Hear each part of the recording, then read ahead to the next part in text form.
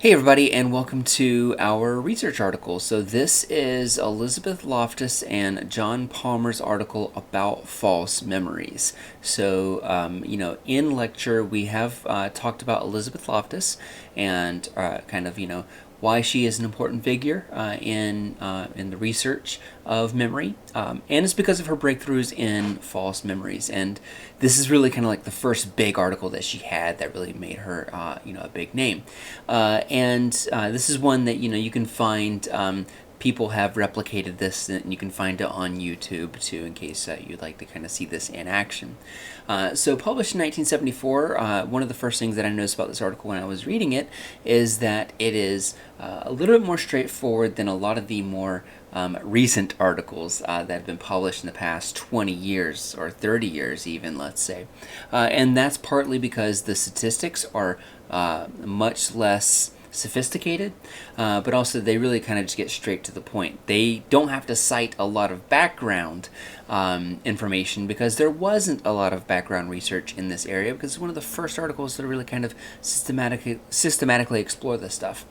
So ultimately what we're looking at here are two separate experiments. So let's look at the first experiment first. So this is the article where they are going to be watching a video where a car runs a stop sign and hits another car. And a week later, participants were asked about that event, and they, Elizabeth Loftus and John Palmer, changed the different kinds of phrases they used to question them about that memory, and they found that actually made a difference, the kinds of questions that they used. So here's some quick background info. Like I said, it's not filled with jargon. It's not super complicated. It's pretty straightforward. But experiment number one, what they do here is they are going to bring in these participants. They're going to watch that driver's ed video where they see this car accident take place. And then afterwards, they're going to bring them back a week later, and they're going to ask them, how fast was the car going when it ... Some participants were given the question, how fast was the car going when it smashed into the other car? Another group was given, how fast was the car going when it collided with the other car?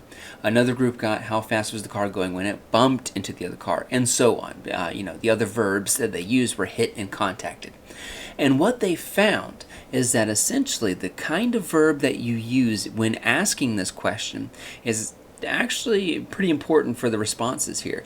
You can see that whenever participants were asked how fast were the cars going when they smashed into one another, we got 40.5, so 40 miles an hour pretty much.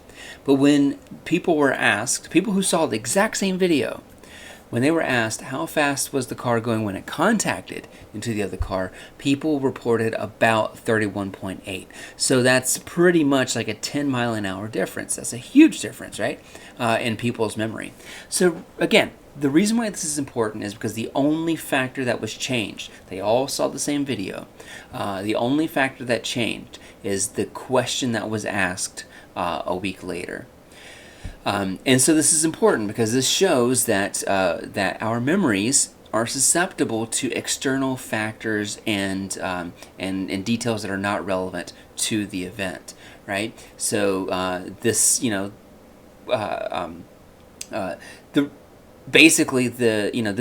you could think about this as like a biased phrase, right? That the word smashed, it has a much more violent big kind of connotation compared to contacted, right?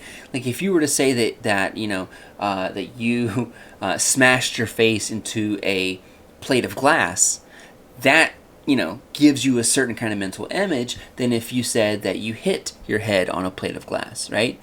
If you use the word smashed, it almost sounds like it definitely broke, right? If you use the word bumped or hit or contacted, it sounds like it probably didn't break that glass. So, basically the reason why this is important is if we extrapolate this in terms of like real world application, you can imagine, like if you are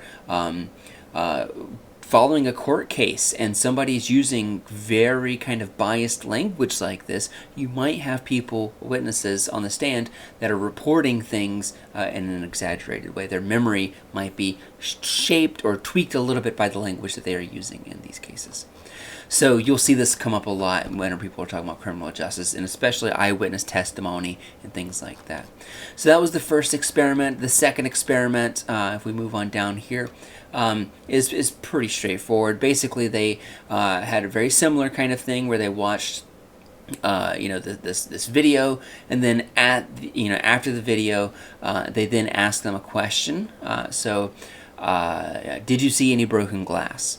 And if people were asked previously using the word smashed, you can see the responses here. And if they used the word hit when asked about that, you can see the responses here. Ultimately, what we see is that if you were asked about, whether these cars smashed into one another, that you were more likely to say that you also saw broken glass compared to people who were just asked about it being hit. The control condition here, these are people who were not asked how fast were the cars going when they smashed or hit into the other cars. So that's why it's the control condition. And so we can see that the hit and the control, almost identical numbers, but smashed, we have twice as many, at least, actually more than twice as many people saying that they saw glass, when in fact there was not any glass present in the video. So again, if we think about this in terms of like the criminal justice system and eyewitness testimony, we can see why there could be some pretty big implications about why language and the way that we ask questions can create false memories, or at the very least exaggerated memories. That's all that we have time for. Thank you so much for tuning in. If you have any questions though about any of this stuff, feel free to let me know. I'd be very happy to talk about it with you more. So that's all we have for this article. See you later.